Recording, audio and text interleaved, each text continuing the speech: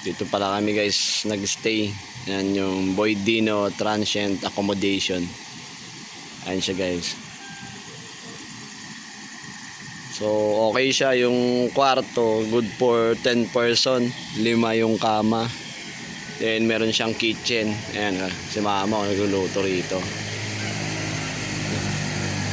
Yan, kompleto yan. May gasol, lutuan, mayroong kusina. Meron din doon, mas malawak. Tara, puntahan natin.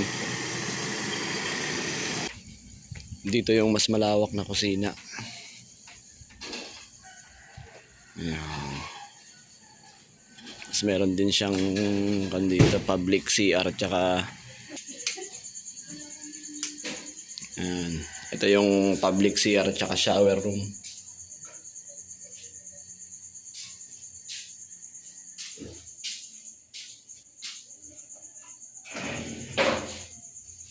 Yan.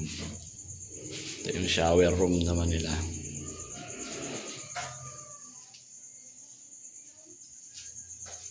Dalawang shower room, dalawang CR.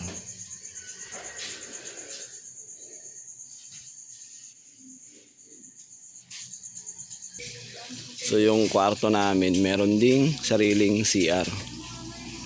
Ito siya. Ito guys, yung pinaka room namin. Yan. Pasok tayo. So ito siya, meron siyang isang malaking kama rito, single. Tapos dalawang double deck. So kasya yung 10. Yan, dalawa sa baba, tig dalawa sa taas. Tsaka yung single bed, dalawa rin.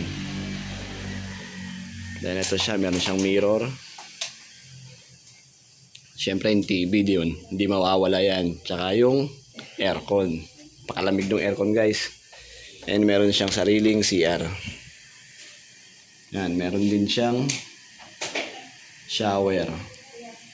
Yan. Yan yung toilet. Yan. So para good dito guys. Patay natin nilang. Yan guys. So ito yung mga utensils na ginamit namin. So soli rin natin yan. Dapat malinis, kompleto, diba?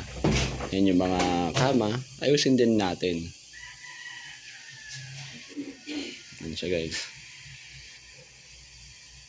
So quality rin yung pag-stay dito. Sulit din.